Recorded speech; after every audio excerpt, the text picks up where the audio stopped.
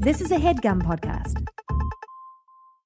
Now on today's program, we're in rom-com territory as the Summer Blockbuster Extravaganza rolls on. This is a movie that's about 48 minutes longer than it ever deserved to be. This is Runaway Bride. I'm Andrew Jupin. Steven Sadak. Chris Cabin. Eric Siska. And we hate movies.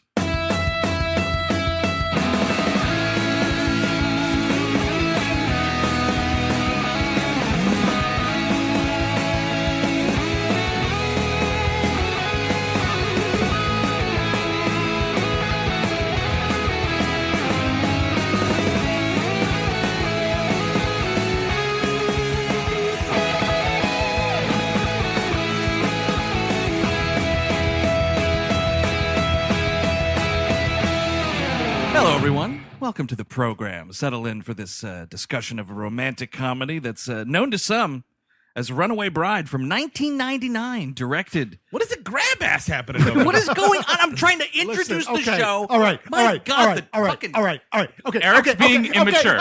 Okay. Whatever.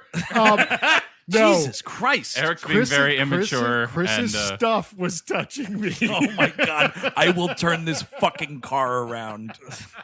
Directed by Garry Marshall, who's dead. Oh, man. Sure Can we is. you know what? Give Garry Marshall an R.I.P. It's a tough week for it because I just watched this movie. Dude, I'm I sorry. wish that can't- man almost no peace. Say the late Gary Marshall, okay? Yeah. Why should the he, late? Why should he get an R.I.P. and not an R.I.P.D. or a I don't know, what are some other derogatory words we use for dead people? Dead? Yeah.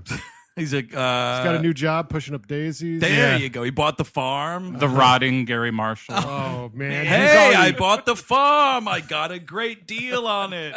He's already rotted. Don't worry, folks. He's a skeleton. I'm here with all these dogs upstate. No, I'm sorry. It's just that I know he did a lot of great stuff. Sure. He did? But the more I look into it and I put this shit under a microscope, there's just so much Bad. hacky garbage. Nothing but bad. It's like Billy Crystal times 1,000. But Yeah. I guess that's the thing is you had to start somewhere. And now that they've built that Billy Crystal castle, it's our job to tear it down. And that's another thing, too, is tearing it down. it should be demolished. It's interesting you should say Billy Crystal, Eric, because we're doing this in conjunction. This is the summer of Julie, as we've said. Oh, This is- definitely. this is Julie. The sun never sets on Julie. And we are doing, we did Ocean's 12 for some reason. We did, with just Julia Roberts. We are doing this episode today and also on Patreon, probably available right now. I'm not even sure.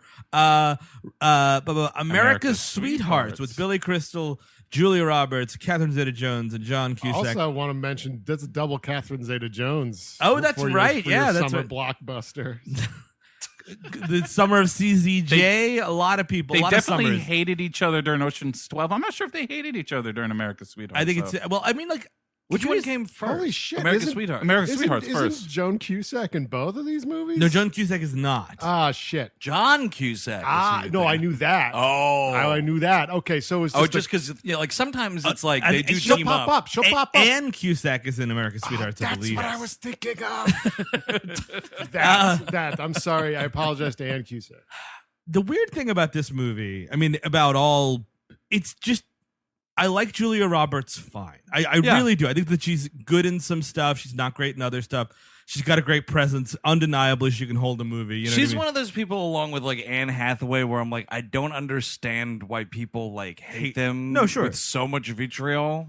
Like But they just make stuff you don't. The problem like. with Julia Roberts, though, is some of these movies, like this one specifically, is about how much you're supposed to love her.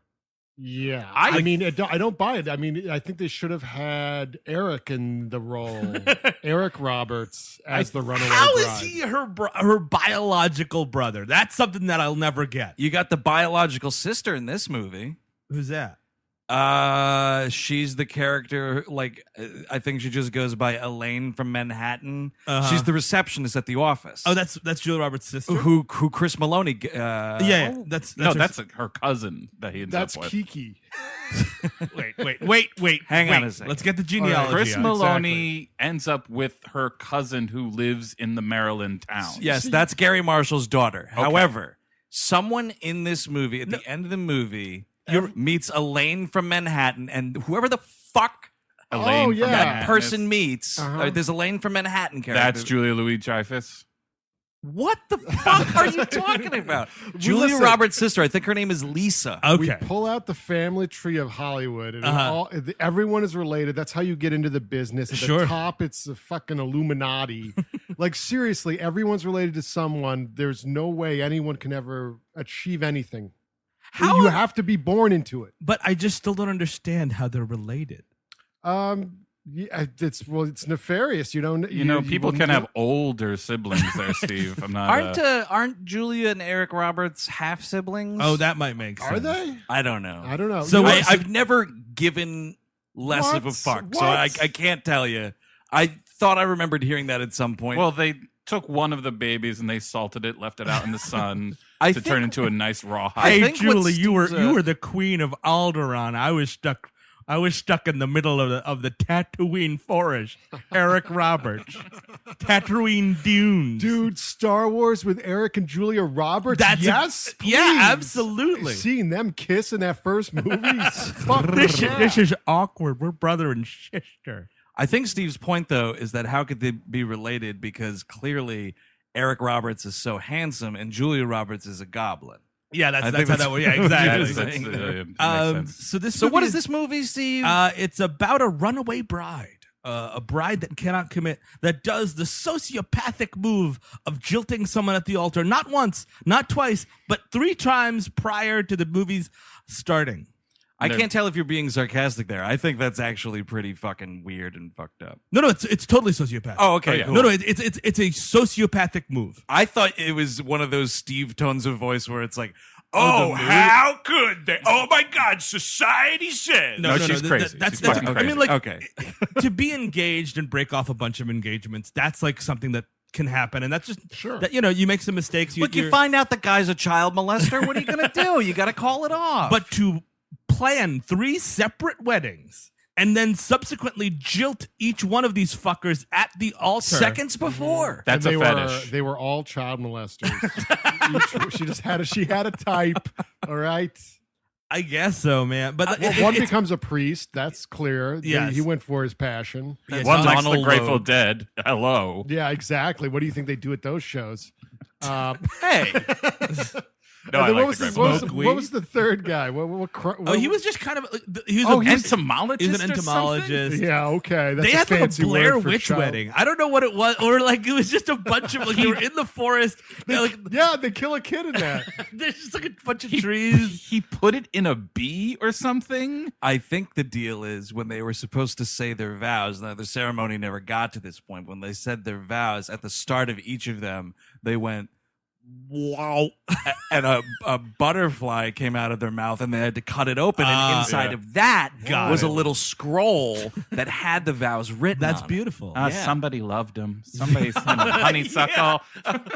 Oh, this is care. Do you think Clarice Starling fucks that guy with the googly eyes after the events? Of, Absolutely not. Yes, absolutely not. No, I No think that way. they're flirting that whole movie, dude. No, she's being polite. I don't know, man. I've always thought this about that scene. She is being more than polite because she needs this fucking information, and you don't want to upset these nerds. But I think Bulldog does get into it with her friend there. Because they're both at that party at the end. That's the thing. The information has been gotten. He's around. He's like, dude, I'm dating a 24-year-old FBI agent. Not bad for a googly-eyed dude. I mean, he might have a Paul problem. Lazar is Paul that Lazar. actor's name. Uh. I gave him a ride home one time. Nice. No joke. Did Oh, you? Were you polite or did you have sex with him? neither. I dropped him at an F stop in Long Island City and drove away, never to see him again. Oh dang! Yeah. So you said you were talking about Julie Roberts. Julia Roberts and like this movie specifically, like her having to be loved. Sure. That I feel is a lot of her romantic comedy specifically. Yeah. Like Notting Hill, even I feel is that. Well, because she's like a celebrity in that, right? That's the idea. Yeah. Like, Right. And that Like- makes sense, sort of. But this is just like she's the small town, and everybody just sits around talking about her all day long. I think that's what she wants. That's why she keeps breaking it off. She Yeah. wants to be the talk of the town. And this is, I think, the biggest like red flag cautionary thing for me. I could never live in a town like this. Everybody up each other's Oh, man. asshole Oh, about man. everything. Like this chick farts or heaven forbid has diarrhea in a restaurant. And the whole town's talking about it for a month. Specifically her father, who's going to tell everybody about it. Any fucking ear that's got it. Well, Paul Dooley's just a wretched drunk in this movie. That's the thing about the small town that you grow up in, that your fucking parents are still there, and then everyone went to high school with you. That's why everyone's talking about you. If you're just blowing through town, no one really gives a shit. But I don't know. I think it's about her specifically. I feel like Joan Cusack could fucking light herself on fire in town square and then be like, oh, that was Julia Roberts' friend, right? That you know what I mean? Like obnoxious barbershop quartet would just go, goodbye. So we open on Richard Gere, actually, who is a columnist for USA Today. This movie pretends like everyone is just like, oh, USA Today. Let me just peel it open. Here's the thing: they wrote this script, and in the script, I'm almost certain of this.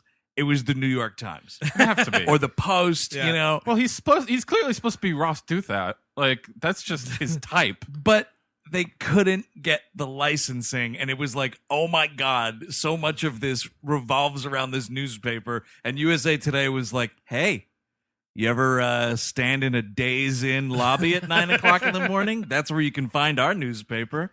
We'll license out our logo to you. Sure, what the hell? Do they even have columnists? I'm sure they do. That paper's been rebooted more than Star Wars, so I don't know. I don't know what's going on with that. But he's like a male rights activist. Yeah, his like column Ross is Douthat, like male David chauvinism. Brooks. Dude, yeah, if this movie was set today, this dude would be a terror on Twitter. Whatever his name is, he would be an absolute nightmare on Twitter. His columns are all like probably like, okay, here's how you be a pickup artist. All right, you got to neg them. All right. No, like you say something negative and then you make them buy you a drink. Give me money, USA Today. Liberal women need to have sex with incels, or we're going to have Trump for the rest of our lives. He would have a very long screed about how to make mandatory sex, whatever that nonsense is. He'd be well into mandatory sex, whatever that was. Holy fuck! Oh yeah, that decree. Mandatory monogamy or something like that. I forget what it was. It was something about that. Like every single person should be paired up and like forced to fuck in these like FEMA camps or wherever we're going. Not so bad for Eric Roberts. He's a now you have to have sex with me. Oh yeah, he's like a stud on one of these ranches, right? I came to collect. How cool would it be if all those people just immediately spontaneously combusted? Oh, that'd be awesome. That would be wonderful. You wake up one morning and there's a little like Apple News note on your phone and it's like, hey, all those pieces of shit set on fire. Yeah, you're asking for a lot of Buffalo Wild Wings to be set on fire. You know what? Take the chain down with it. I don't care. I read today something about. I like the garlic Parmesan wings. Ew. You're disgusting. You know what? Feminism destroyed those. Because I also read that some guy on Twitter was like, feminism killed my family because I saw this. Without feminism, I would have had children by now. I would have had no. I would have had five children by now. Yes. By the way, this dude said he was 30 years old. 5 kids at 30 kill me dead. What is this, fucking Little Women? What are you having 5 kids by 30 for? Jesus Christ. 7 brothers for 7 brides. Yeah, exactly. I mean, dude, that's cut to all those incels dancing on logs and fucking throwing women through the air. We kidnap them. We kidnap them. We kidnap them all over. That's the thing. It's like if they could learn to dance or a skill like lumberjackery. Anything. So that's what Richard Gere's problem is. He's an MRA. He's blocked. His column is due in a couple of hours, and everyone in town knows him. They're like, "Hey, Ike, how's it going? Your last column sucked. Oh, Ike, I love you." That's another thing. You said the small town shit you couldn't stand. This New York City is a fucking small town. No, and that's what's obnoxious. Is this is fucking fake as anything. Yeah. Are you kidding me? I walk outside. I don't say shit to anybody, and nobody says shit to me. Yes, that's how that works in this town. Nobody has a personal relationship with the asshole selling bootleg T-shirts on the sidewalk. First line out, he walks out and a construction guy doesn't say, "Hey, what the fuck are you looking at?" He says, "Oh, your column sucks." Yeah, this construction worker wasn't busy catcalling a woman walking by. Did he say it sucks? Because then he's correct. Because like we also hear some of his fucking column that's Oh just my like, God. I traffic in female archetypes. There's like the spinster and the woman on the subway with the perfume. And here's why I'm right about everything. Well, he says it's like the mother, the whore. And Yeah, it's like, the virgin. dude. Yep. It's crazy because this movie needs to end with Richard Gere back in New York. He's waiting for the hung. 6 train, right? Yeah, and he's public just execution. standing there, and then like, boop, brain aneurysm. He falls forward in front of a train and is killed. Directed by Gary Marshall. Hit credits. Let's go. Then So he becomes a horny angel. Okay, you're gonna want to see the sequel. so he goes to a bar to sort of that's where he gets his ideas, I guess. He's like hitting on Celia Ward for a little while. Celia Ward was Celia Ward by this point. Yeah. And this happens multiple times in this movie, and I don't understand what's going on. Celia Ward, who was an established actor by this point, uncredited, and she's just lady in bar. What are we doing? I think it's just because they want to be part of this Julie movie. It's like Gary It's like it was the new Pretty Woman, and I'll have a little bit in that. It's not like it's Altman. Like, No, I know. Fucking Celia Ward. Maybe she's a big Happy Days fan. I think she probably was supposed to be a character that comes back in the end. She is back in the end, actually. Is for she? A sec. Like when they're all like celebrating in Yeah. the bar. We'll go all over because who cares about this movie? At the end of the movie, they get married, and like word goes round the globe that they got married, and they cut to this bar, and like fucking Larry Miller, also uncredited in this film as the bartender, is like, and he's been in other Gary Marshall movies, is like, hey, they got married, and the whole bar goes ape shit, including Celia Ward, who's just standing there Who not saying anything. cares? Yeah, Also, who cares? by the way, their final wedding that is the very end of the movie is it's like bookended because I forgot about this. This movie opens with her riding the horse. That's in the, right, In the, yes. in the Oh, dress. We Right. were wondering about this at the end of Rambo 3. There are many wedding horses in this movie. Several, You're I right. would say. Oh my, yeah. Michael Shannon has to get them all over an Afghani mountain in order for her to ride them for all of her weddings. The end of this movie should be Julia Roberts being pulled apart by horses. Like Yes. each one of her jilted lovers has a limb, and they And all. Richard Gere, it was all a setup. He's smoking a cigarette in the background. He's like, "Yeah, that's what you get for being a woman." They each painted their names on the horses. And they all slap their asses, and she gets tore asunder.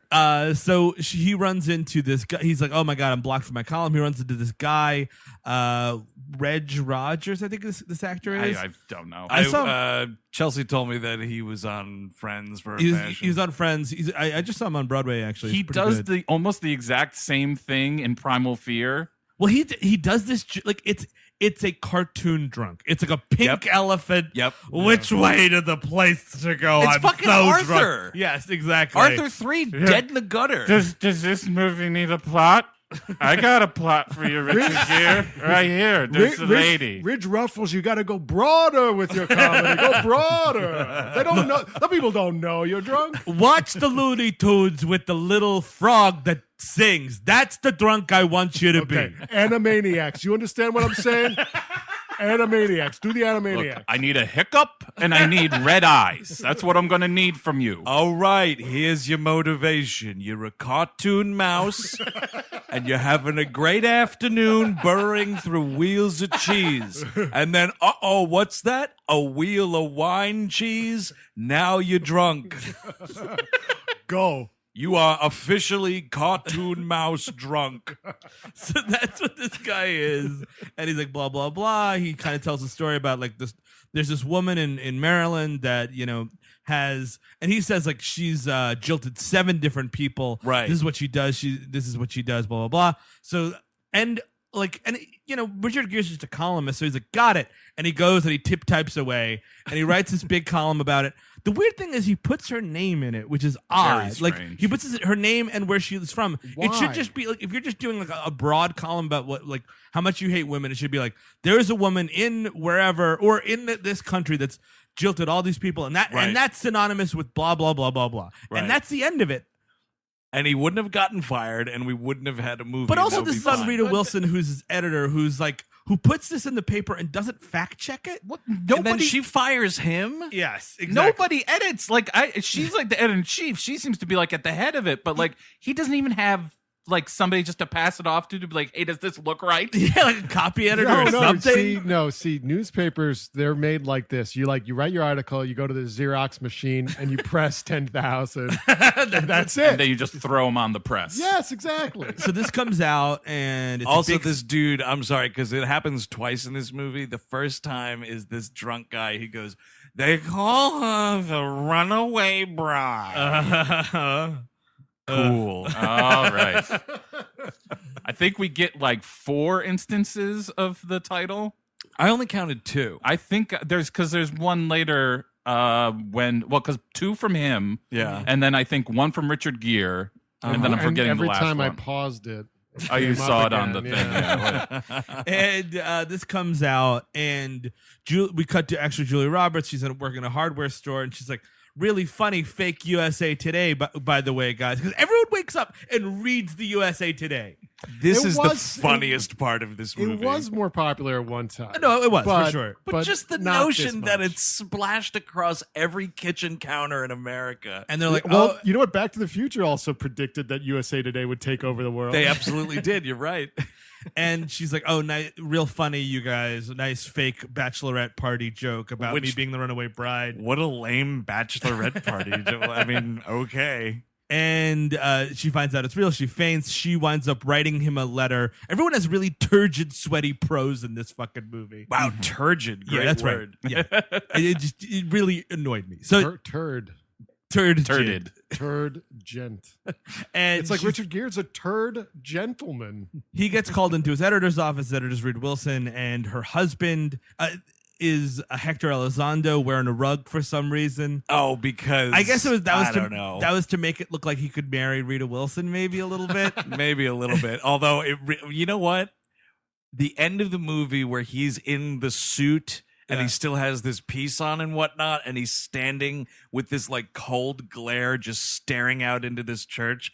The thought I had was, at that moment anyway, probably not anymore, Hector Elizondo could have totally played Hannibal Lecter. Oh yeah, because he's got the fucking Lecter haircut, kind of. I Also, love him. He's so great. He is great. I love Hector Elizondo. That's what makes a lot of these horrendous Garry Marshall movies, work. You can stomach them. Is Hector Elizondo pops up? I just find it so funny because he played the detective in American Gigolo, right?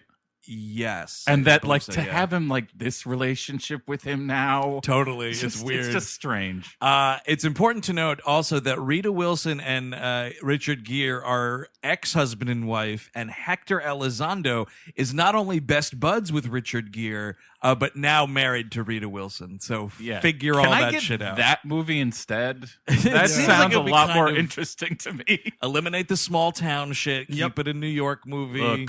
Look, Hector, I got a piece. You should have a piece. Doesn't it just make sense? So they wind up. So he gets fired, yes. And Hector Elizondo, because he's so good friends with him, he's like, "Hey, man, I work for GQ sometimes. If you go out there and write a rebuttal piece, you can get your job back, or like you'll make a lot of money and it'll be great." And he's like, that the beginning of the movie should be Richard Gere, cub reporter, or Richard Gere reporter is investigating the Runaway Bride. You cut out 25 minutes of this movie. And you make him less of an unlikable piece of shit. The beginning of the movie, he is a monster. And that shit doesn't filter or trickle down through the rest of the movie. He stops having that attitude like almost immediately. Yes. Like it's completely dropped once he gets to this town. So what is the point of making me suffer for the first 25 minutes of this movie? And he says he's going to get a cover story on GQ. That's a hell of a bet, man. Yeah, seriously. You're just like taking Elizondo at his word. It would be one thing if it was like Hector Elizondo's character is like the editor-in-chief at this magazine. Yes. But instead, it's like, I sometimes freelance for them. What fucking pull do you have? Would have maybe done some numbers on BuzzFeed. The cover of GQ. Give me a fucking break. Oh, man, give me that modern version where he's just like, there's only 5 types of women. Here's a listicle of them. Yes. Give me the BuzzFeed and version. then everybody forgets about it in a week. And Sponsored it's by over. Pepsi. And so he goes out there.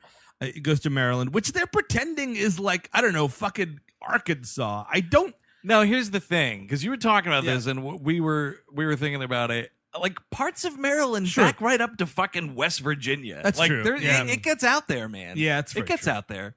I'm sure it's the things weirder the it's more all West College Virginia. Park. You can find like Hicks and these caves of Hicks and weirdos in any state. You know? Yeah, you go up to Upstate Western New York. Yeah. We got him here. The fucking hinterlands of New Jersey, even like you go to like the Pennsylvania border. Dude, you will see some fucking Confederate flags. You're like, what are we talking about? New Jersey? And Jason Voorhees country. And haven't you ever been to East Hawaii?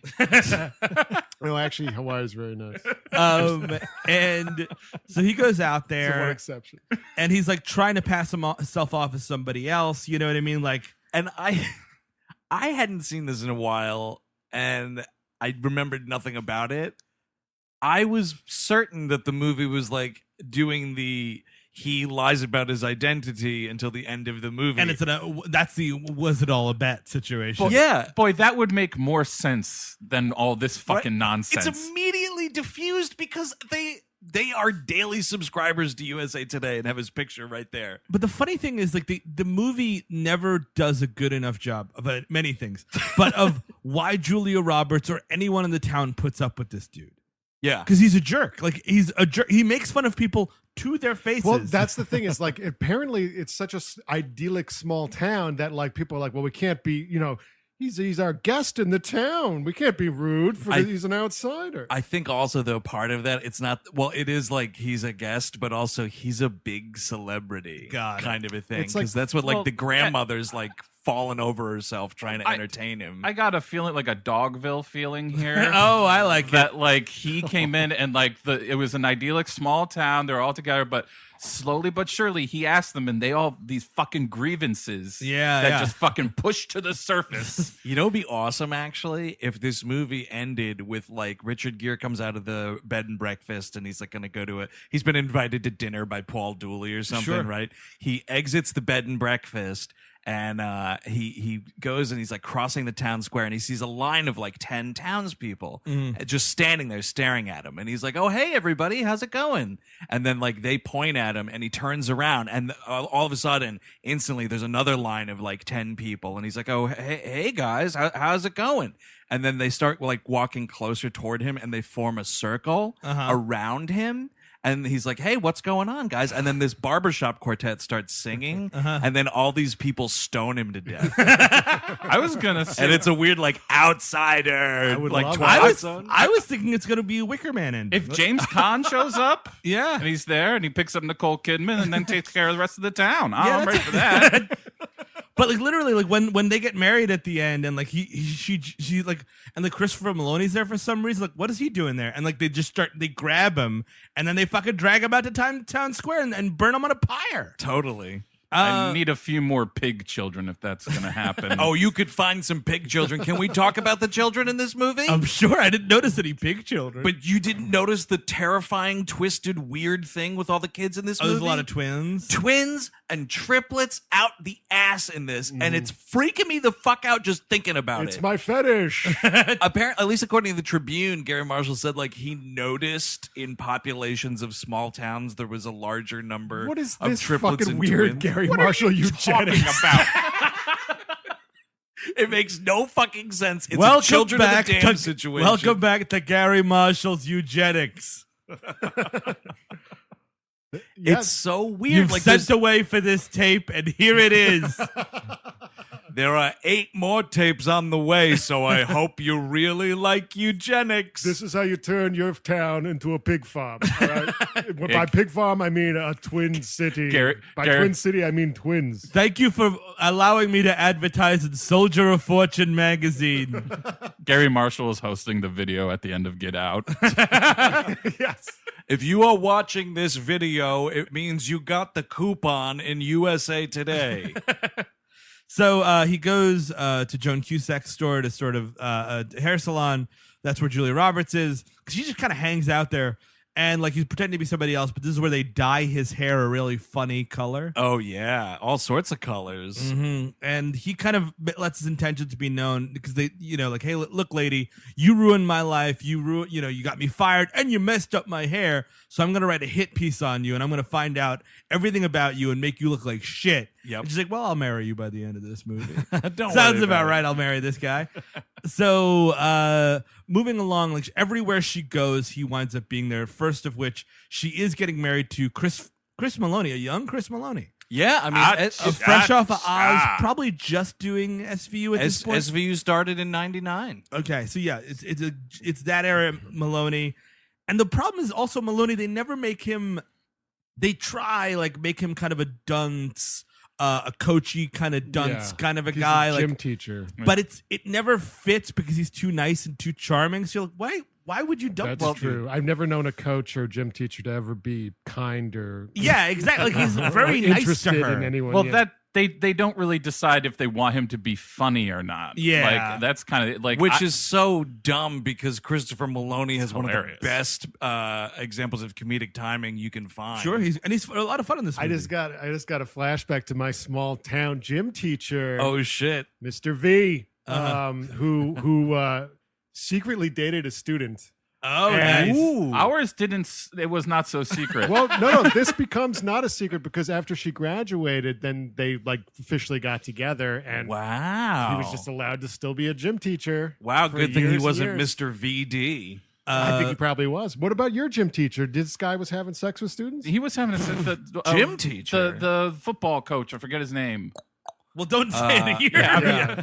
I don't recall that. I recall there was a history teacher who was fucking around with a couple students. Oh, or something. okay. I didn't remember no gym teacher. We We'll have to talk went about to this off the Caligula air. High. Sorry. So we should write a column about this. About gym teachers? Yeah. And just about- put people's real names in the column. Exactly. Just use They're- it. Don't fact check anything. USA Today Eric, will pick that shit put up their in 2 address seconds. in there. Call BuzzFeed. We got this going. Yes, We're ready now. BuzzFeed article on sexual gym teachers. Would you like that? Comment below. So she winds up going back home where she lives with her dad. Her mother is dead. This is where we meet Chris Maloney, and Richard Gere is there. He's charming the pants off of everybody. Yep. And her dad is a fall down fucking drunk. Absolutely. And it's never really. It's kind of awesome. It is kind of awesome. This is what I want to end up as. They play it for laughs, but then they also kind of play the seriousness of it. Yeah. But at the end, he doesn't get the help he needs. He does not. It's so funny because Julia Roberts and Richard Gere are then moving him from this bar to his truck, and they have a car. He has a car. I thought Richard Gere was going to drive him to his home house, yeah. with this car. That we totally were, and he's just like, "Hey, let him cool off in the truck, and let's go for a ride together." Leave him his car keys. Leave this fucking passed out drunk his car keys. That's the thing. I was like, did they take those keys? Sure, sleep it off in a car, but make sure you take those car keys. So we meet him. He's like, oh yeah, he gave me an extra bottle of wine, so I'm telling him all these stories about you, Julie. I love this small town bar that's just like a fucking general store / bar, and it's just yeah, dude, just fucking end your life. Well, he hangs out there, but this is they're at his house. Yeah. Oh, right. Paul Dooley's just sitting there, in the chair that he's been sitting in for 50 years. Oh, and Let me tell you about when Julie got her period. Exactly. Yeah, there's a lot of that going on. He's got tapes of every single wedding What that is didn't that? happen. Why are you keeping First the of all, tapes? he's Well, keeping first the of all- tapes and he's editing them together to be all one master tape. It's a super cut. Well, that's the weird thing is and Paul Dooley kind of reveals himself here. He's like, we always say that Julie isn't Hale's longest running joke, but she certainly is the fastest. And that's his gag, and let's find him. And it's a real. You want to talk about Dogville? This is dark shit. Yeah, and he's The like, boys down at the Elks Lodge love that one. Let me tell you, I make them tapes. I make all my buddies the tapes. Did you know, Richard Gere, if you hook up 2 VCRs, you could make a dub and just edit it together like that? Did you bring a case of this wine, or is this the only bottle you got here? Why would you keep the tapes? People like looking at him. But no, People like it when I play the tape. Eric is correct. He edited these into one master tape, unless somehow it was a thing where I like watching my little girl go through it every time. because look the at wedding the pain. because the wedding was so short. He was like, well, the tape was only up to like 40 minutes. He's like, well, I guess I'll use the same tape for the second wedding. Oh, and I don't my want to tape God. over the first wedding. It'll just be. And then it goes to Hogan's Heroes reruns at the end. But I was going to say, he does more than just edit them together. He's doing some creative fucking touches here. Because the first one is the Grateful Dead idiot. Yes. And we should. So this is Deadhead Bob. Deadhead Bob. This guy is played by the actor who was one half of the tough guy gay couple on Seinfeld. Yes. I get him mixed up with Frank Grillo a lot. Yeah, he looks like Frank Grillo. I mean, Frank Grillo is obviously 15 years younger. Yeah, but yes. So that's this dude. So their whole wedding is that they're like, he's playing fucking Sugar Magnolias and all this. Yeah. And so Julia Roberts goes up and the priest is about to come up here. She runs away, but her dad put the like, when she's leaving, you can clearly hear that there's like this like escape music going on. And I was like, man, he must have had a night with this thing. No, I go to the local school. They teach film production there, and I'm like, hey guys, can you have some fun with this? Hey, kids, humiliate my daughter. Can you add stuff on? Like, can I put like some bunny ears on her or something? Can I get like a slide whistle going when she runs away? So yeah, but Richard, I mean, look, it's a humiliating night for Julia Roberts, one of many. Richard Gere steals the tape. He watches the tape. The first one is the Deadhead wedding. She runs off with another guy, right? Like she jumps in the back of some dude's motorcycle. Yes. And she's like, "Get me out of here." The second one is like a churchy wedding kind of a thing. This is Donal Logue. And what happens is she runs away, and like this little kid, the ring bearer is holding onto her veil. Right. That's a lot of fun. He's dragged like 10 country miles. Oh, she killed the kid. Like Yeah, she runs so definitely. fast, and she goes out into traffic, and oh my god, it's like the beginning of Pet Sematary. I thought you were going to say it was like the end of Die Hard. I killed the kid. It's also, there's a weird gag here. You know, like Gary Marshall was like, come on, it's cute. Like the kid stands up, and what does he say here? He's like, "Wow, what a bitch," or something like that. Yeah, that's and you're, always fun. you're fucking slapping my knees. And then the third wedding is the Blair Witch wedding, which I call it, which is when she runs off on the horse, which is the beginning of the movie. But like the weird thing is, it's never actually addressed. Why she does this? It's like they kind of say like they get to the point where like, oh, she never really found herself, and she only realizes that when she's walking down the aisle. Why have a big wedding at all? Like the first wedding was a failure. That's fine. Yep. Second wedding, let's just do a fucking town hall, dude. I guess Not here's town hall, the thing. whatever you want. It depends upon who's picking up the tab, right? Yeah, Because like Paul Dooley's we're picking told up the tab. that's the thing. We are told that it's a Paul Dooley all three of these times. If it was So a thing he's where it was like, ruined. yeah, Like, I guess that's why those he's are drinking fucking so much. expensive. That's why he's got a drinking issue. That if it might was be a thing where it was like This is Deadhead Bob's wedding, it fucked up.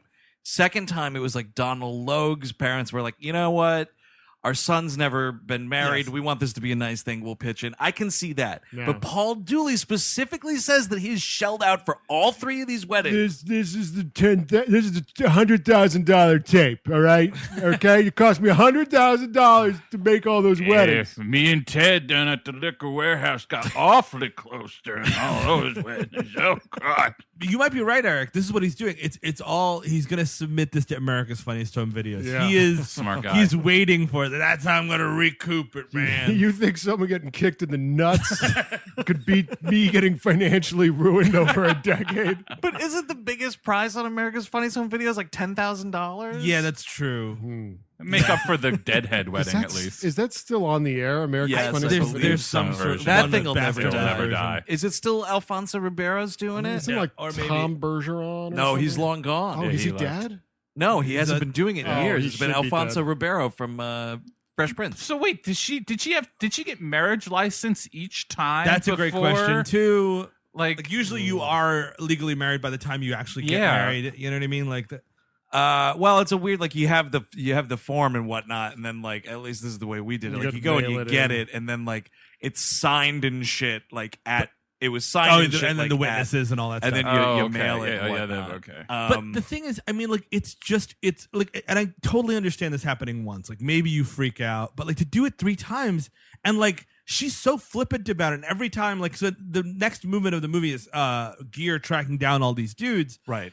And it seems like it's the first time she's talking to them since the wedding. And it's the first time she's like apologizing. Like, the fuck is going on? And it's a small. You probably see these people every week, all of the time. All the time. Every day. And she would turn into like Eartha Kitt from Ernest Scared Stupid. In reality, she would have just been banished from the fucking house and be making her fucking art projects in her lawn. A bunch of garbage on her front lawn. Yeah. So Donal Logue becomes a Catholic priest. She goes to confession and she's like, "Oh, I'm sorry, blah, blah, blah, about, totally ruining your life." He's like, "Well, you didn't ruin my life. It was God's plan." Well, he gets her off the hook real quick. Yeah. Well, he credits her with directing him towards his true calling or whatever. And I wanted to be like, no. Like, it's you still owe this lady a fuck you. Yeah. It stings. Doesn't matter. Well, there is. I don't want to hear about it not stinging. There's actually a great line though where Donal Logue's like, well, first he's like, first of all, you're not even Catholic, so you shouldn't be here. Yeah. And so they Do you think that was like a point in their relationship anyway? Like, oh, you won't convert? Oh yeah, maybe. And then like by the end of this conversation, he's like, and by the way, like I mentioned, you are not a Catholic. If you choose to convert, take your confession with Father Tim and don't ever fucking talk to me again. Dude, of course. It's kind of the politest way a non-Italian priest could tell you to go fuck yourself. Because also, the big gag is like, oh man, look at this silly newspaper, and it's all about Julia Roberts. She was ruined by this article. But these three other dudes are like, oh fuck, this is back in the news again. And they're like, hey, Father Tim, remember when you got fucking fucked over by that lady? Yes, I do. Well, yes, I do. Yes, thank you very much. Hey, Deadhead Bob, you're a loser for several reasons, but remember that time you got left at the altar, fuckface? Yeah, I'm never going to forget it. Never going to forget it. But that's why that third dude, he was like, also, I was just blowing through town. He was like doing some sort of scientific research or whatever. Well, Like, he's he the doesn't drunk. live there. Yeah. No, I know. The drunk from the beginning of the movie is this third because fiance. his life is duly ruined. Yeah. You know what I mean? But like, at least for he real doesn't. ruined. At least he doesn't have to see these people every day. Yeah, that's a really good point. Well, he was smart. He moved to New York and just became a fucking barfly. That's the move. That's the dream. Smartest move. That's what we all did, actually.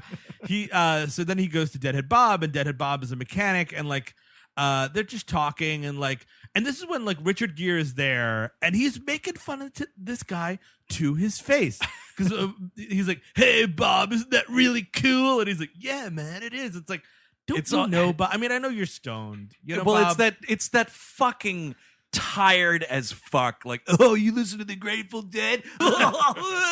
And this dude's like, I just like music, man. But that's what the movie's doing. But Yeah. again, he's doing it to his face. Oh, yeah. Get the fuck out of my place. Because it's like, I'm this fucking, big, columnist so-and-so, and you're just a fucking small town, quote-unquote, loser that works in an auto this body big shop. fired writer. Big shot fired writer. I want to rewind quickly just to highlight a moment where Richard Gere goes to her beauty parlor or whatever, Curl Up and Die, Yeah. which is a good name. Well, it appears in several films. Most notably, that's where Carrie Fisher works in the Blues Brothers. Oh, really? There's a Curl Up and Die there, and That's a great. couple other movies have it. Yeah. It's a good funny name. It's a nice joke. gag. Yeah. Somewhere in Bob's Burgers, maybe. Yeah, it's a joke Bob's Burgers was made for, probably. So when he's first introduced in this small town, they dye his hair rainbow colored, and it's like a fuck you clown move, which is nice. but then somehow, and this is like science fiction maybe, or maybe they didn't permanently dye his hair, maybe but it's it just washes out. Oh, he's like he goes to some dude and he's like, where can I get shampoo extra strength? I was like, what? That's not how that works. And also, you No. wouldn't get your Richard Gere white hair back or whatever. yeah, it would be like bleached and weird or something for a while. He should have shaved his head. Oh my god, the rest of this movie is just bald. Yeah, That'd be something. instead of the fucking silver fox we're presented with. God, By his the hair way. looks great in this movie. Oh my god, he looks fantastic. A hunk with silver hair. Get out of here. Ew. By the way, Sign of the Times, 1999. The guy who runs the motel, he shows her room, yes. and then just puts on like a VR headset. He puts on a Virtua Boy, my friend. Oh, a Virtual Boy. it Nintendo's was. Virtual Wait, is Boy. this they have sex with this thing like a demolition man? No, I just played some boring tennis on it one time. There was a Star Fox thing, I think, too. Hey, Nintendo, you're trying to make a new system happen, huh? I'll feature it in my movie for half of a second. What if a horny lover put it on his head? How about that? The old Marshall touch. That means that old people will know about it. Anybody ever play a Virtual Boy? I did once. I yeah. did too. No, I've never even heard of it. I played it, but it was a thing. Remember, you could rent systems Yes. from Blockbuster. Yes. That's what we did. But like, it didn't have this head strap on like this kid's got. It was just like on a tripod. So you had to either like sit with it at a table, Yes. or like like lay on your belly like on the floor and like put your face into it. It's how did that fail is the question. I don't know. I'll never know. You know what people? You know what's great about virtual reality? Remaining perfectly still. Well, you got to start somewhere. Just like real life. So yeah, I mean, like what we're getting from this is like she's also she had adapted to each one of her boyfriends or each one of her fiancés. Yeah. Specifically so much so that she liked whatever eggs that they liked. And this is kind of like a line from Richard Gere too, right? It's kind of like a joke. Like, how does she like her eggs in the morning? Because I'm gonna fuck her. Because hey, I'm gonna cook her fucking breakfast. Oh. Well, this is what he starts to, and like he goes to a diner where her and Bob, who's Chris Maloney, are eating. And this is when he also realized, like, Bob gets an egg white omelet with mushrooms. She gets the same thing. Yeah. And like, this is when he actively starts flirting with her in front of this guy. And this guy's just like, hey, this is cool. This is what's fucked up too, because god damn it, dude, it is a 1999 Chris Meloni against a 1999 Richard Gere. Richard Gere should be scared of this guy. Like this character needs to be like they position it like he's a nice guy. Yeah. Like so, because he's not like an asshole, so it's not like so. This is what's weird though, is like he should be more of an asshole, so that when Richard Gere rips her away from him, you should be like, well, it's totally fine because that dude sucks. Exactly. But this movie is just like, everybody's cool with everything. I mean, the whole point of it from his why we're not supposed to like him is that like he's making her do all the stuff that he knows about, like the sports therapy stuff, and like it's supposed to be like he's putting this all on her. But instead of just she's listening not. to her. She's never like, I don't really have an interest in this, or like, oh, his stupid mountain climbing. This character, like Steve said, like adapts to everything other people do and doesn't like give their own opinion about everything. So he has no way to know that she doesn't dig on. Also, but like if I was this woman and I saw that and I'd be like, okay, that kind of sucks. It sucks that my fiance is doing that. Richard Gere in front of Chris Maloney when they're at the fucking high school, and like he's just like, oh yeah, it's funny that you do gym stuff, and like oh yeah, go team go. Who gives like, oh yeah, you're gonna go fucking climb a mountain.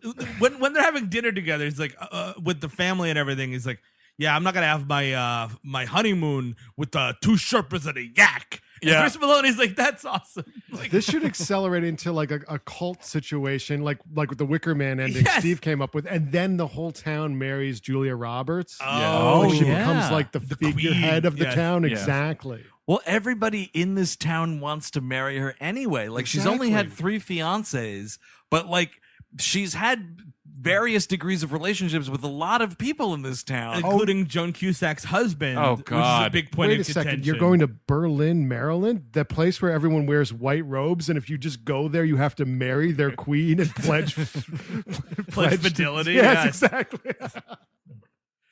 That's really we're all awkward. castrated, but then we marry Julia Oh, Roberts. right. Exactly. So they go to a baseball game. Yes.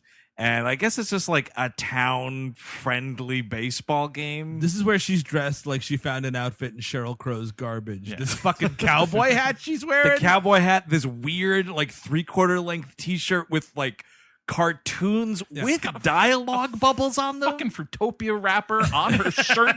Yes, it does look like a Fruitopia wrapper. And it's like, lady, just fucking play it down a little bit. You know what I mean? It's awful. And she's standing there. She's cheering for everyone. Yes. Because it's not like them versus another town. No. It's just townspeople playing baseball. But she has a specific relationship with Joan Cusack's husband, Corey. And then immediately, again, because it's been years just fucking building up, Joan Cusack gets 1 minute with Richard Gere, and he's like, that bitch with my husband will not stop. And it's true though. She's like, patting him on the butt. Yeah. She's like, and he's got a cute name for her. And Well, all it's this kind shit. of like Richard Gere is the character. It's kind of like I always forget the name of the Intruder with William Shatner, Yes. where he just blows into town and ruins everything. That's what Richard Gere Yeah, does he's here. stirring up trouble. Because it's like it's Gere and Joan Cusack, and they're sitting on these bleachers, and like her husband Corey like makes a play or something, and him and Julia Roberts are like cheering. cheering and they do like a chest bump thing or whatever.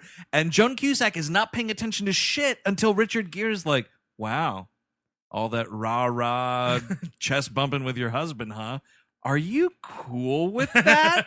And he's doing that to everybody. He's planting these seeds of dissent. And he's like, yeah, did she? I mean, like, that laugh's fake though, right? Like that big boisterous laugh she does, that's fake. That's for him. That's specifically for him, right? She's just doing that like, you didn't really have fun, did you? Fun is stupid, you know. I actually really like this. A remake of The Intruder and call it The Therapist. Because everybody in this town needs one, apparently, and nobody's talking to anybody. So. Oh, nobody in this town believes in any kind of psychiatric help. And because this movie's 3 hours long, or 2 hours long, it should be really 91 flat. There's a big scene of reconciliation between Joan Cusack and Julia Roberts. That's like they're at the hair salon and Joan Cusack or Julia Roberts starts it off with, do you think I flirt with Corey? Yeah. And Joan Cusack's like, in her head, you can see her being like, well, today's that day I've always dreaded. And then she's like, well, actually, now that you bring it up, yeah, you kind of flirt with my husband that you used to date, by the way. And then she's like, I don't mean to. It's like, yes, you do. You know what the fuck. You know what? When you're flirting, you know what's going on. Like, even when I make a bad movie, you like me, right? Well, I kind of feel like this movie is what Clive Owen watched whilst drinking right before his scene with her in Closer. And he's like, I have to go into this room and hate this woman. Or, oh yeah, you're the runaway bride, right? Oh, you just don't know whose feelings you're stepping on at any given time, do you? You know, Natalie Portman was in Where the Heart Is. That's just right there. You were in Runaway Bride. Fuck off and die, you fucking slag. Oh my God. That's what he says in that movie, and it's fucking cold. That movie is truly upsetting. It is.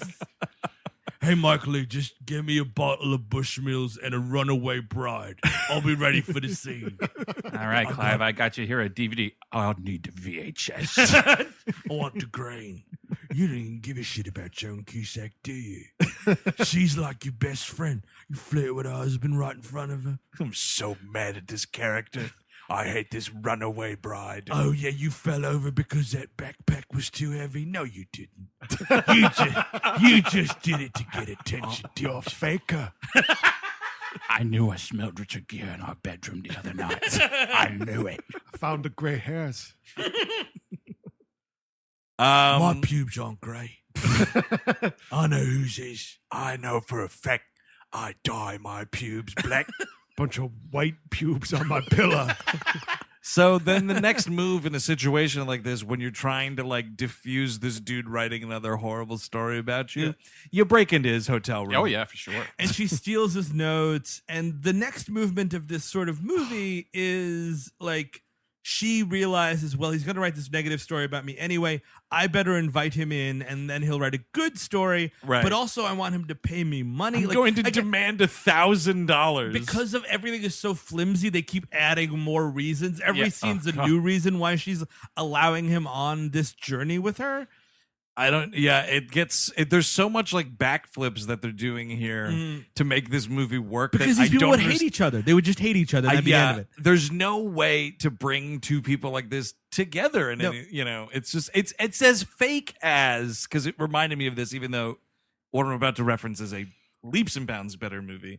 But it reminded me a little bit of the Philadelphia Story. Yeah. And how in that movie, like Jimmy Stewart smartly is hiding his identity as a reporter while like weaseling his way into this wedding and whatnot, but that's like an impossible old Hollywood situation where they fall in love and you're like, okay, and then everybody's fine with it at the end anyway. Everybody's cool with who everybody ends up with and everything is fine. But like in 1999 you can't make movies like this anymore. No, it doesn't fucking happen. It's the same thing with America's Sweethearts. Those kinds of stories can't be told in a contemporary setting. There is this wedding dress scene which kind of brings them together a little bit, like where he starts to defend, like because everyone, all these straw men start popping up. Like this, she goes into this wedding dress store with Richard Gere because now they're on the same team, and she's like, and also this is kind of bullshit too. She's like, I know that my wedding dress is ready, that I've already definitely had altered because that's how fucking wedding dresses work. Yep. And now it's totally unsellable. And Richard Gere is now like her maid of honor, I guess.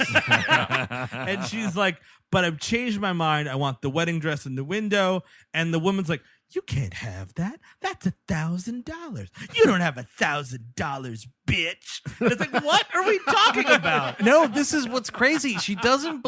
It's not that she doesn't believe she doesn't have the money. It's like the antithesis of a salesperson. Well, yes. She's like, listen, you don't want to spend $1,000 on this dress because with your track record, you're going to wear it for 10 minutes and that's it. Have your $300 dress and then I'll see you again in a couple years. And Richard Gere is basically like, hey, idiot, your job is to make money and her job is to give you money that you need to make. Why are you trying to fuck up this sale? Yeah, unless you're her aunt. Yeah. Right. Like, yeah. maybe I get it, but Exactly. like, Jesus Christ. But it's only to put him in this position to say this and to put her in a, well, I never situation. Her Yeah, it's monocle crazy. falls out. Yeah, the fucking pearls she clutches goes all over the floor. Grabs the mannequin and Yeah. everything. I get you. To your point, it would be better with Jimmy Stewart. You want that dress? Pull it down for you. Oh, see that dress up there right by the moon? You see that moon wearing a dress? Hey, if she wants to spend $1,000 on a dress, you let her spend $1,000. What's that, Mary? You want a dead cosmonaut's outfit for your wedding? I'll pull it down from the moon. And so she tries on the dress and Richard Gere is there. And this is when like they start flirting and she's like, you love me in this dress, don't you? He's like, no, I don't. She's like, yeah, you do. Why are you reading your newspaper upside down, you piece of shit? Is that a thing that happened? Yeah, because he's like so flabbergasted how gorgeous she is. Oh, I see. He's like, you can't even fucking see straight. That's I right. missed the upside Julia down. fucking Roberts. I missed the you upside down idiot. newspaper. in a wedding dress, he gets a rock hard erection. Hamana. And then this is chilling as shit. There's a little kid there watching her in awe, like, I'm gonna leave 3 guys at the altar. That's that little girl is giving a someday this'll be me thing. You know what's a fucking bone chilling detail? We were making fun of Paul Dooley for keeping those tapes. She kept all the rings. Oh yeah, No, man. This is when this character loses This all. is like So I Married an Ex-Murderer. It's worse. It's worse. Like, dude, you're leaving these dudes at the altar. The least you can do Is Return- throw return- everything yeah. away. Oh, return return the ring. Like, hey, I man, mean, you those things aren't cheap. However you're gonna do it, erase these people from your lives. Exactly. The fact that you have trophies. Yes, that's what they are. You know what? Actually, I think in Predator 2, when Danny Glover goes on the spaceship at the end and you see like the Predator's trophies. Old timey revolver. or Yeah, whatever. an old-timey revolver, the fucking alien skull, and then Julia Roberts' fucking engagement rings. The Grateful Dead rose ring right there. And she's got them in all the ring boxes still, It's too. fucking creepy as fuck. Here's It is a house of horrors. Better movie. Switch out Richard Gere with Morgan Freeman, and he comes upon these wedding rings. Oh, no. Oh my God, she's a collector. 2. She's a boner collector. She goes to the fridge to get him some iced tea, and Donal Logue's head's in there. There's also a weird joke they talk about, like, oh, we know at this point how well wedding cake can freeze. Yeah, Because I guess on top of all this, Paul Dooley keeps getting left with all the food. What's this? I found one of Julia Roberts' notebooks here. It says she puked on the bus. She was so disgusted at the world. I hope it stops raining here. She fed Donal Logue spaghetti for 3 days straight right before their wedding day, and then she kicked him in the back and he exploded. Made Grateful Dead Bob put on a prosthetic penis and with a knife and fuck himself with it. How does that even work? He's dead now. She tried to make small talk with Joan Cusack and then vomited all over her, and she couldn't stop laughing. Made that barfly eat himself to death. She's just as much of a monster as John Doe or Absolutely. Kevin Spacey. Detective, don't I look cute in this wedding dress, detective? Yeah, she walks into the police precinct in a wedding dress, yelling with bloody arms. So the town is getting ready to have their, what we're told, annual Luau. Wicker Man shit. FYI. Oh, yeah. Yep. FYI. Big time. A Maryland town having a luau. It doesn't end with a fucking pig roast. It ends with a person roast. Well, yeah, it's Jimmy Buffett's Wicker Man. Oh, man. Oh, my God. See, that Broadway show would have lasted. Yes, there you go. Yes. And like the idea is it's also kind of their rehearsal dinner, I guess. Sort of, kind of. It's serving as that, I guess, because they have a sweetheart table in the middle of the room. Yeah. And But then it turns into a roast. It's not a pig roast. It's just a roast. it's like, oh, everybody should do a toast Yeah, to Dean the happy Martin couple. goes up, drunk off his face. Orson Welles is there. There's a really old Jimmy Stewart. I don't appreciate what Don Rickles said. Bob Hope's there. Orson Welles, let me tell you something about black people. And everyone's like, oh, shit. Turn the tape over. Those roasts got racist, didn't they? They certainly did. Yeah, but Sammy Davis Jr. was laughing, so it's fine. It's fine. Flip Wilson didn't have a problem with it. Yeah, because he wasn't allowed to. So they all start getting up and they all start making their Runaway Bride jokes. And like, it's visibly hurting Julia Roberts. It's also a thing that I find so like mind-numbingly painful. The endless repetition of the same joke. Oh, yeah, the joke we all love, right? It's insane. Like Paul Dooley's drunk out of his mind. He's six margaritas cocked. to the wind. But it's like I've experienced this in real life, Sure. like with family. Yes. Where Oh, yeah, like a joke will not die. And it should have been dead from the first time it was told. And here's Paul Dooley, and he's got that fucking thing about she's not the whatever, she's the fastest. Yeah, not the longest running joke, but the fastest. Yes, and I just wanted to walk into the river. And like Richard It's like, Gere, yeah, it's like listening to a podcast, for Christ's sake. Richard Gere is like noticing this because he's already starting to fall in love with her because you can't not. He's also the smartest man in the town. He Yeah, is, that's and fair. like it's a weird move. Like he goes up to the table, and she's sitting with Maloney, and she's like pretending to go along, but you can tell she's upset.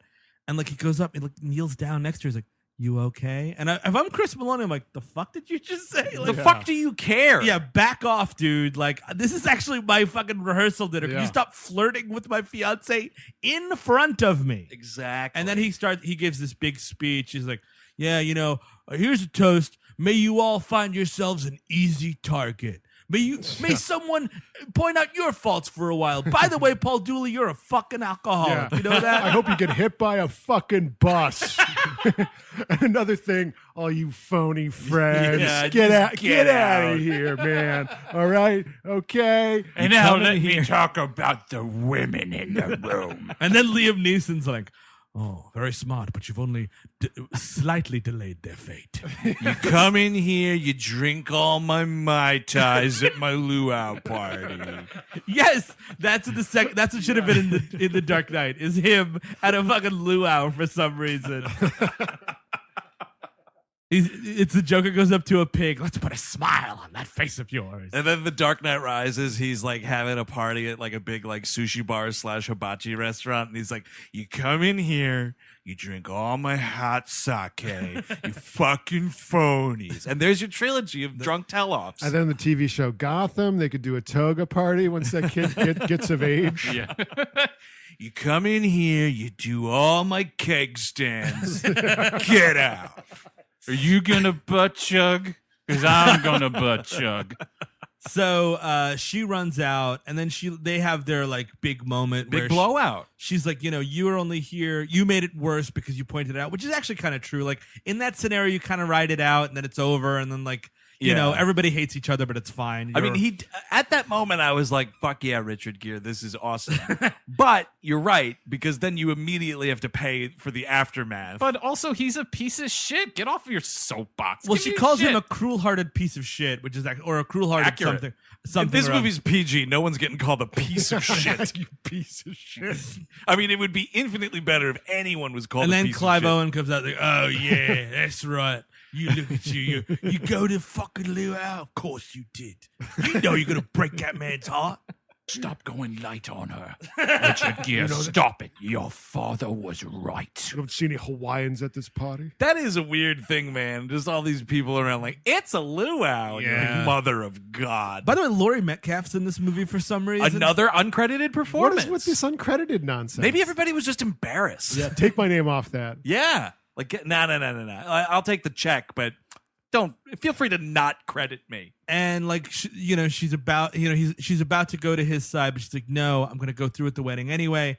The next scene is should be the end of the movie. Well, the tell-off scene really quickly. This is another opportunity for Chris Maloney's character to actually be a character because he runs out. I'm like, here it comes. And he's like, hey, everything all right out here? And she's like, yeah, it's fine. And he's like, okay, good. Hey, honey, what was the guy in the 1970s offensive lineman for the Packers? And you're just like, what? I mean, because that's like his character, sports, question mark. Like, you know what I mean? Like, that's supposed to make him a jerk. It's like he likes sports, but he doesn't know sports. He's got to ask people what these things are. Stolen sports valor. No, she doesn't. Yeah. He doesn't realize that she's in pain, and he's only thinking about sports. No, that's what it's illustrating. Well, but to your point about this should have been classic Hollywood, it definitely should have, because all that shit would make sense of why Chris Maloney is showing restraint, because it's like, oh, another gentleman's cutting in. I have to show respect. And then, like, Jimmy Stewart, for instance, could give that heartfelt speech like, oh, don't you have any compassion for like, it would actually move you. But Richard Gere going up there just acting like a smug New York prick is not getting us anywhere. That's exactly right. Jimmy Stewart would much more politely tear these people a new asshole. Yeah. And Chris Maloney has to act like he doesn't listen to a single thing Richard Gere says. You know, exactly. He has to ignore him, essentially, for this to work at all. Well, he's trying to recall the name of that offensive lineman, so he's totally tuned out. Dude, like you're at your rehearsal dinner, right? Your fiance's getting visibly upset. This dude that she's been spending days with comes up to her, like, "You doing okay?" And then like he stands up for her in a big showy way, and they go off to yell at each other. You come back, they're crying, and you're just like, "Hey, honey, hey, Poppy." What was the name of the Green Bay Packers offensive lineman? He was playing around the time of Bart Starr. You know what I'm talking about. The pig's ready, honey. Let's go. There should have been like a cartoon thought bubble over Chris Maloney's head with like sports going on during these scenes so that we know she's not paying any attention. All this happening is like, she's not the longest running thing, and then it cuts to the 86 Mets World Series behind the bag. And it's just like, that was a real Bill Buckner, man. Oh wow, he blew it.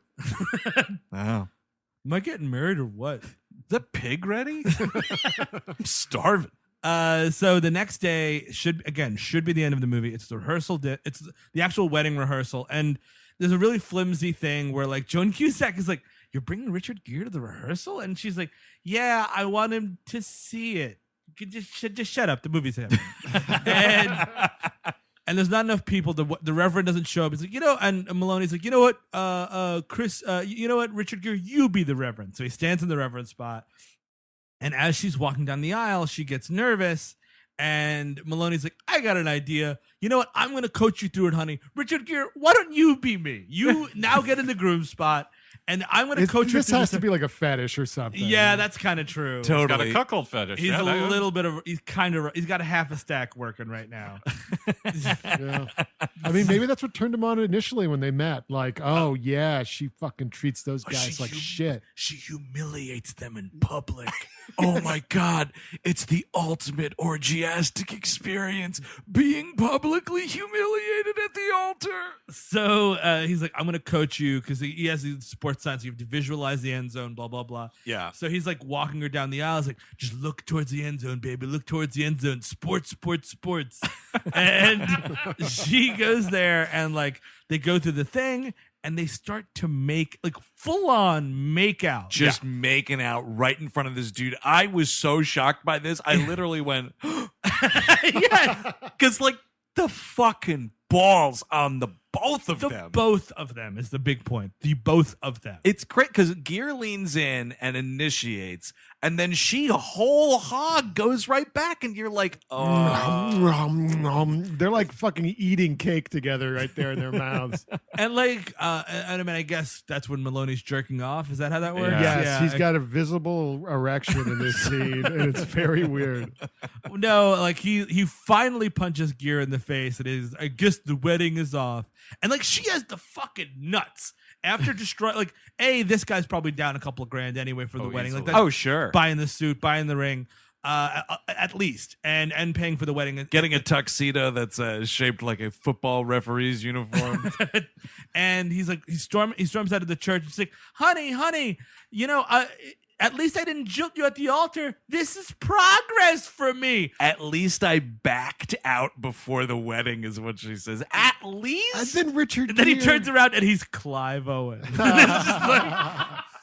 It's just crazy that he doesn't tell her off in this part. It's no. And it doesn't have to curse or anything, but like, you know what, lady? You ruined my life. You knew exactly what you were doing this entire time. How could just a real? How can you live with yourself? No, he turns around, pulls out the gun. This has to stop. The bloodline ends here. Sic semper tyrannis. Well, no, that's when he shows up at the wedding. I imagine it's a taxi driver situation. Oh, yeah, he's got the little thing, the pistol stuck in his arm. He's taking out that whole wedding party. It's the only thing that makes sense. So then it was crazy. I thought the same thing actually, Steve, because you remember among the guests is Harvey Keitel's pimp character, and Sybil Shepherd's there. You know, the senator shows up. Hey, Julia, called you a little chicken wing? You believe that?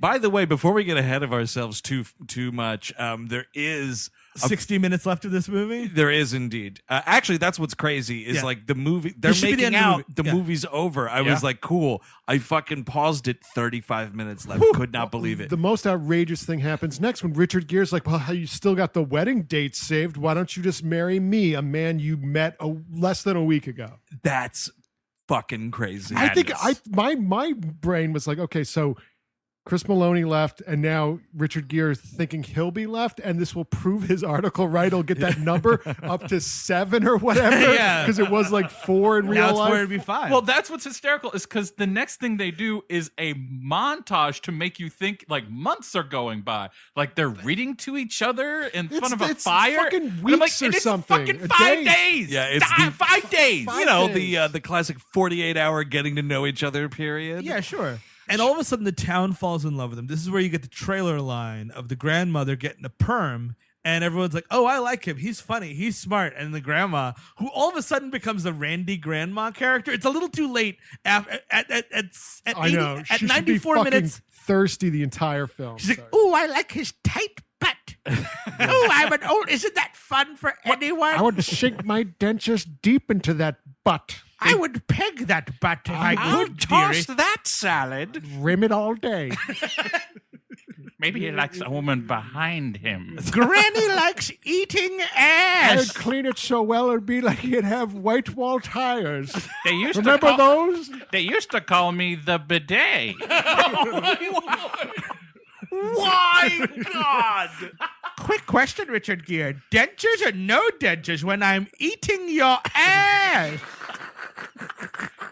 Old people play. I like it, dude. They do set it up because there's a whole scene before when they break off with she breaks off with Maloney where the grandmother is like, "Oh yes, I fucked your grandfather raw." Yeah. Oh, that's right, because she's like, oh, I know why she keeps running away at the altar. She's not scared of the wedding. She's scared of the wedding night.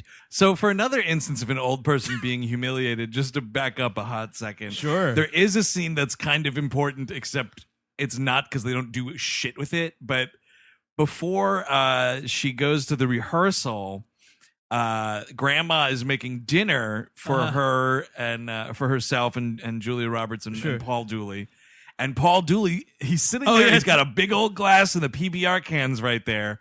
And he starts laying into the fucking jokes again. And she's like, you know what? Stop it. And he's like, what? I'm just joking. And she's like, no, this shit ends right now. You will never say that ever again in my presence. And then like he says something and she goes, "Oh yeah? Well, I don't like having a father who's drunk all the time." And Paul Dooley is the look on this dude's face. And then it's never addressed again. And he's seen drinking later in the movie. It's not like an intervention if you just call your dad a drunk and walk away. Like You're a fucking drunk piece of shit. I hope that fixed it. Good night. Been called worse than that. I'm drying out. Oh, God. So it's their wedding day. For some reason, this is a huge media event, even though it wouldn't be. I guess everyone read the USA Today and is. Oh, everybody caught wind, dude. Now it's national news. It was in USA Today. Hector Elizondo and Rita Wilson show up, and Aren't all the exes there too? Yes, Maloney's they all show up. there. All the exes are The there. drunk is there. There's also a weird moment, like right before the wedding, where he goes back to New York for a hot second. Yeah. If only to like finally reconcile with Rita Wilson, but they're all best friends anyway. But he's like, "Hey, sorry, I was a bad husband and I ignored you." And she's like, "I'm sorry that I didn't hold up my end either." And like he's got his arm around her at the piano. They're playing a duet. He's kissing her on the cheek. And Hector Elizondo comes in. He's like, "Hey, I got cheese and crackers." I'd be like, "Are you fucking kissing my wife?" I think the three of them are swinging. Oh yeah, totally. I think that's what's going on. Mhm. You No, know? that's what Elizondo's so happy because Elizondo's thrilled they're getting married. He's Oh, like, yeah. "Oh, bring Julie into our circle." Another one in our mists. Mists and midsts. Bring the granny too. She sounds like she's a lot of fun. Quick question: does your asshole have a toupee as well? I'll find out when I'm eating it. Oh, I'm gonna have to find a local waxing I'm gonna- place. He told me to fuck him. So it's the wedding day, and here we are. Maloney's there. Maloney's like, "Hey, good luck." I'd be like, again, he should have a fucking something. It's insane that he's in attendance. He should be anywhere doing anything else. This is when he meets, and again, this is how the movie gets everybody off the hook. He meets the blonde, and everyone likes each other. Blah blah blah. And I just remembered it. This is the character. it is. It's the woman from New receptionist. York. This is Julia Roberts' sister. He says something like, "Oh yeah, Jack. Even Jack Dempsey had to lose to a big guy from New York." Yeah. And she's like, "Oh yeah, so and so," and names the boxer. Yeah. And then Maloney's like, "What? Sports. Sports. She Very say sport sports. too? She knows sport good." So she's walking down the aisle, and it's kind of weird actually. So she's walking down the aisle, and then of course she gets the flutters and starts to run away. And Richard Gere's like, "Lock the exits." It's like this, and everyone tries to Shoot her! There should be trank guns for sure. It's like someone watching someone about to kill themselves and trying to talk them out of like, "No, don't do it. And she jumps on a FedEx truck. Oh my God, this is the fucking FedEx product placement in this movie. Well, yeah, and they make such quick and reliable deliveries, so they speed away. Well, that's Elizondo's got that line. They're like, "Oh, where's she going?" And he goes, "I don't know, but wherever it is, at least she'll be there by 10:30 tomorrow morning." Oh God, That's- yes, I forgot. That's a big one. Everlast, because she's kickboxing at a Oh, bunch yeah, of men. sure. You know, right she- there in the middle. A lot Oh. of Pepsi. A lot of Pepsi. Oh yeah, Oh, was there bunch of Pepsi? Oh yeah. Oh, I It's missed too all bad. the She tips. could have gone to the Hector hole. Did somebody say hole? Oh, come on here. I It's mean, my time to I'm shine. gonna sit on your face, old lady. But Hector Elizondo. so would anyone recommend this episode? No. No. Of course. No. So no. Again, like they should just get when they kiss at the church. It should just be over. Cut to them like doing the New York Times crossword puzzle in bed. Credits. Yeah. Or this wedding happens and she finally does it. You just cut immediately to the wedding. It's fine. And then 20 more minutes has to happen with this will they, won't they, sad horse shit. Julia Roberts starts to find herself is the idea. It's like she's trying which eggs she likes. That's the way I want to find myself, actually, is cook myself eggs a bunch of different ways all at the same time and then just have a big egg pig out. But here's the thing with the egg pig out, which I have a problem with. The whole town should have an egg pig out. Change the luau to an egg pig out. But the problem is you're making it yourself, and they all have to be on. I mean, how many burners could you possibly have?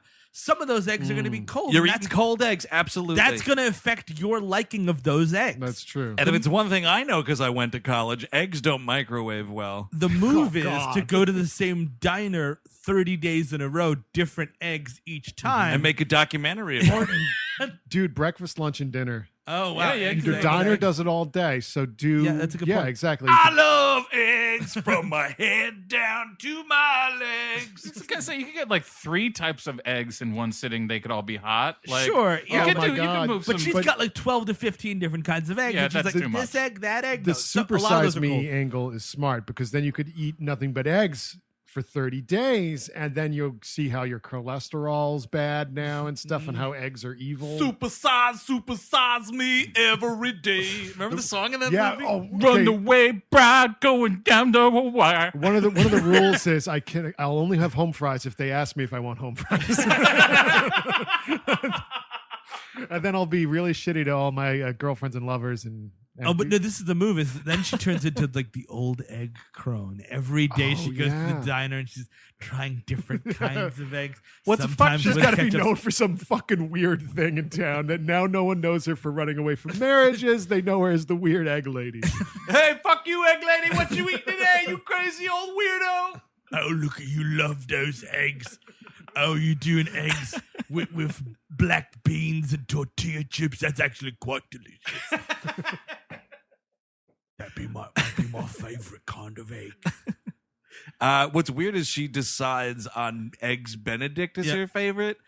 I can't- don't That's trust not, myself. No, that's not. You don't know. Because I you're mean, not. Listen, I if- love eggs Benedict. Sure, too. who doesn't? But you're getting them at a restaurant. Yes. You're not You know. sitting at home You don't make ever. you're not making a hollandaise sauce at home. Yeah, it's Exactly. also not just the egg. It's a fucking Canadian a piece bacon, of the bread. thing. There's fucking Biscuit, everything. yeah, it's a totally You like different poached ballgame. eggs. Just say that, you fucking crazy person. Yes, because that is not an egg style. That is a specialty That's egg like meal. saying your fucking favorite kind of eggs is an egg sandwich. Yeah. Yeah. Even that's fine because that's just kind of eggs and bread. But It's- Eric's right with the hollandaise. Like, if Richard they get married, Richard Gere's like, honey, I know you like eggs Benedict. See you in an hour when I fucking have Totally. to make this mayonnaise for No, you. you got soft boiled, hard boiled, scrambled, over easy, fried, sunny side up, Raw and poached. raw, yeah, like the Rocky milkshakes. Yes, Yeah, poached poached, eggs. Those yeah. are easy enough. Like you have to. There you go. Pick one. One is your preference. You can't have eggs Benedict every day. Well, it's like the best egg that I probably ever had was that beef tartare at a restaurant. They broke a raw egg on it and That mixed is it in. insane. Of course. It was the most decadent thing. But that would be like, that's my favorite. I need beef tartare with a raw egg on it. I made it at home, and now I'm dead. You write for GQ, right? You'll be broke in a week. honey, I got my beef tartare with egg over it, but there's no fresh chopped chives in this. So I just threw it on the floor. That's my favorite. So like it's Richard Gere being sad in New York. She's finding herself. She also there's a throwaway thing where she always wanted to make these really terrible lamps. It's one of these things in movies where like somebody has a craft project and another character in the movie is like, these are amazing. And it's actually just garbage with light bulbs in it. Yes. You could sell these at Woolworths. The modern equivalent are podcasts. And she Or Etsy stores. Yes, Richard yes, Gere more so. winds up finding her lamp in a fancy New York store. He's like, good for her. Oh, she did it. And he's unemployed at this point. I think he Oh wants wait, to write a novel now. this lampshade is made out of human hair. Huh. Weird. And in reality, after he'd been freaking dumped, but the 5th person been dumped by. Well, he's writing, Yes, he's and writing the he's- novel "The Woman That Ruined My Life." In these journals, it details making lamps out of human skin and hair. had This so- is from our Leatherface collection. She had so many eggs she threw up on the bus. Then opened a cannibalistic Etsy shop. So I mean, Step away, Marilyn. The Eggman has the upper hand now. She winds up going to his Big apartment, Apple. the Big Apple, his apartment. She like sneaks into his apartment, Breaks in somehow. again. That's romance right there. And Gere is like, get out. No, he doesn't. Get out. I said get out. Calling the police. I'm calling the police now, Julie. How did she get in this time, though, man? a little podunk bed and breakfast is one thing. This is his Central Park South apartment. Yeah, she would have been shot 50 times. And she wants. So, no, she's white. She's fine. Yeah, wrong color for that. They probably let it right in. My mistake. I forgot about that. So she winds up in his apartment. They start to make up a little bit. And make out. In the middle of the movie, he tells her what his ideal proposal would be. It would be very pragmatic, like, you know, we're gonna have hard times, we're gonna have good times, blah, blah, blah, blah, blah. And then she winds up doing the speech back in a teary-eyed Julia Roberts thing, and someone's jerking off somewhere. She gets down on a knee and proposes to him. A woman proposing to a man? What? That sound was my hat spinning off my head. Oh, it's so stupid. And so they get married back in the small town. Garry, you invented a new thing, a woman proposing to a man. You're a genius. This is a progressive movie. So they get married back in the hometown, and this is the fucking best thing of all. I had a real chuckle at this. It's the two of them on a hill. There's a priest. They get married. She says she wants a small wedding anyway. But what's awesome is after they do the You May Kiss the Bride, the whole town runs up the hill. So it's like, no, you fucking pigs. You stay down there in the mud. We will tell you when you can come up here and celebrate our nuptials. And all these people are like, yay! Oh, dude, everyone's jerking off because it's like the best day of everyone's lives because anyone gives a shit about this woman. Well, I mean, if I was Richard Gere, she comes riding up to this marriage on a horse. I would tell that priest to kill the horse. Yeah, dude, shoot to him make dead. sure she's got nowhere to go. Here's your legs out. Here's your wedding present, a lifetime supply of glue. Or Tim Burton's new movie, The Horse Bride. Hey, it's a horse. It's getting married, and it's dead. It's animatronic.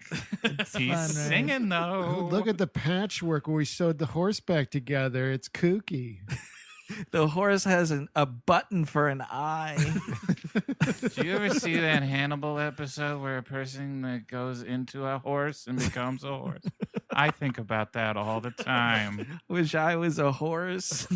Nay. So then they have this. Actually, this I think is my favorite part of this movie. The movie's over with, Thank but God. they The have credits are they great. have a credit montage. Oh, Jesus. This montage consists of everyone in the movie dancing, falling over, or throwing things at each other. And everybody's having a fucking blast. And this is when we start. This is what I like. There's a stinger scene that I didn't know that there was because there's this terrible Billy Joel song that they play. This is rotten. That I couldn't handle it. You got it. You got it. Here we gotta treat everybody.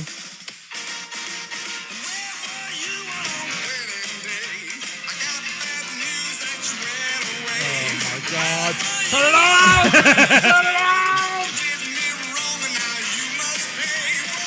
Oh. Okay, yeah, legally we can't play any more of that. It's a fair use. I This think is if you a say review fair of the use- song, so let's break it down. I think you can't play any more of it because if you play that song in its entirety, it opens up a gate to hell and Satan comes out and eats your I mean, ass. that was good, but you should hear what Pusha T sent back to him.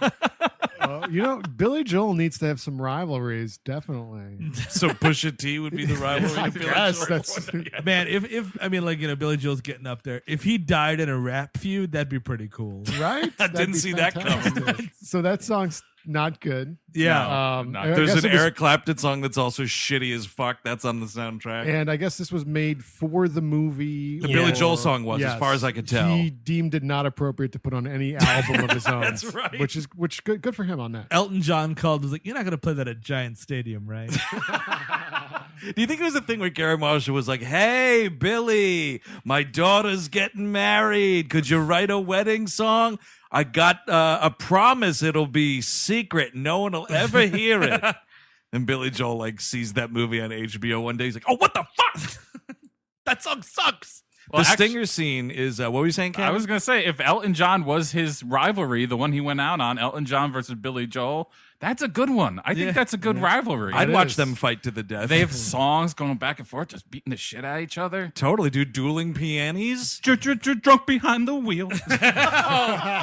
Oh, slamming, dude. That's right.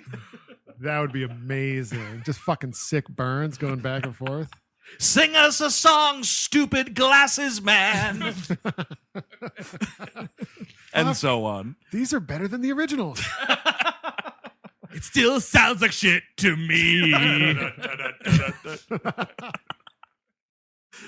And Elton John will sing a song about a dead guy anywhere. He'll go on a farewell tour for many years. Yeah, you know. It's the circle of shitty bar piano. So the stinger scene, it's not really much of a stinger scene, but I guess it tells you at least this marriage lasted 2 months, because the end, there's a shot of them. They're back in some farm country, presumably the same town. Yeah. And they're like, it's snowing. It's like snows everywhere, snow falls, snow on the ground, and they're like playing in the snow. And it's like, all right, well, they got married in autumn, and I guess that lasted at least until winter. Yeah. What is this? In the snow? An infinity stone. Oh, give that back to me. I had to put it up Chris Maloney's ass. He likes the sizzle it makes. Oh. It's an anal bead. It's not an it's an anal bead, sweetie. Man, I'll tell you what, it would be But awesome two up if his stink. Thanos fucking took out half of this town, man. Oh, that's true. Oh, yeah. Do you think that Julia Roberts, when he snapped his fingers, Yes, that's it? Oh yeah, she's Probably. definitely out of here. Definitely. Also, it would set the record straight with all these fucking twins and triplets, even that out a little bit. Bring that a little more back to The normal. stinger scene should be fucking Chris Maloney hanging in a closet. That's Yes. or Donal Logue. Well, or Deadhead Chris Maloney Bob. at least finds happiness. No, that drunk never does. So that guy should kill that himself. guy's Yeah, just dead in that's a gutter definitely, in yeah. Manhattan. Absolutely. Would anybody recommend this movie? No, it's way too long. And I do like Julia Roberts and stuff. Richard Gere's fine in some things. I don't find this movie cute at all. Like I actually like literally I think that the concept of jilting somebody at the altar is a really bad idea to do to somebody. It's a publicly humiliating thing. It's very self-centered. Just dump them beforehand. No. It's a big no for me. I just don't think Julia Roberts really works. I know it's what she made her money off of, but I don't think she really works in romantic comedies. If I'm being honest, I think she's a good better. dramatic actress. And she's a good dramatic. Like I know we differ on this, me and Steve, but I love her in Aaron Brockovich, and I think that's a really good movie. I got to rewatch that, I feel. Yeah, I need Aaron to Brockovich. And she's good in the that. first Ocean's 11. She's good in that. Hey, Aaron, everyone's drinking this bad water. Me, it's your frog boss, Albert Finney. Put a sweater on, sweetheart. Sorry. Oh my God! I also would not recommend this movie, despite Hector Elizondo's appearance. Not even Elizondo could save this one. No, I mean it's way too long. I was thinking back on her other movies, like I think I liked My Best Friend's Wedding more than this. I definitely I would do. agree with that. So Because at least that movie's fucking crazy and like hides that less. Yeah. Yeah. And you got Cameron Diaz, who's a lot of fun in that movie, too. Yeah. yeah, I mean both of these characters are contemptible and They don't deserve each other. I mean, not that they Exactly. don't deserve happiness. exactly. So pass. Yeah, no, this was torture watching this one. It's not even a hangover movie. It will exacerbate your hangover, so please use caution if you're hungover and you got prepared. TNT on at 11:30 in the morning on a Sunday. Yeah, I mean, I do like Julia Roberts. I remembered liking Aaron Brockovich at the time. You know, I mean, she's Really good. Closer, as much as I made fun of it, she's really good in that movie. She is very good at that movie. That movie's a movie you should probably kind of like only watch one time. Yes. But I've seen it like 3 or 4 times. It's not a date night film. Oh, absolutely not. But she's even good in like Confessions of a Dangerous Mind. Yeah. I like her in that. I like that movie a lot. We were making fun of it, and it is an episode, but she's good in Conspiracy Theory. She good in Ocean's 11. Yeah. Absolutely. So, I mean, there are other things you can see both of them in. Yes. That just don't even happen to be. Just don't let it happen to be this Yeah, it movie. I shouldn't think be is the this. idea. And Also, fuck Pretty Woman. It sucks. yeah, I haven't watched it Not good. in a while. I remember Jason Alexander is a bit of a problematic character. Oh in that movie. yeah. Oh, you were saying you don't like the movie. Yeah, I thought you were that's just saying the plot of Pretty Woman. No. That is Runaway Bride, directed by Garry Marshall. If you want more We Hate Movies, check out WHMPodcast.com or patreon.com/We Hate Movies. And sometimes it is. We never do this. It is 12:15 on a Saturday afternoon right now. Yep. Yes, it is. And we are just about to do a power hour and watch Eclipse, the third Twilight movie. Yep. For a commentary that is exclusive to patrons. So that's going to be released in July. I don't think this is going to go well, but we're going to do it anyway. That is at the $8 level. Catch up. We have 2 other Twilight commentary tracks available right now. Yeah, there's a ton of stuff. Rambo-mentary. So there it is. Patreon.com/WeHateMovies. Check it out for yourself. Rate and review the show wherever you get it. We greatly appreciate it. Facebook.com/WeHateMovies. And we're on Twitter at WHM Podcast. Steve Sadak, next week, the Summer Blockbuster Extravaganza continues. What do we got going on? We are watching the film Eraser for next week. Oh, man. Arnold's big return to the With show. like glowing super bullets? I don't remember why that It's like a happened. rail guns or something. Yeah, like I need a vacation. So until next week, where we're talking about an Arnold Schwarzenegger Fights an movie. alligator in that movie. He absolutely does. That alligator's fake as fuck, as I recall. Yeah. So we'll talk about that and so much more with Eraser next week on We Hate Movies. Until then, I'm Andrew Jupin. Steven Sadak. Chris Cabin. Eric Siska. Take it easy.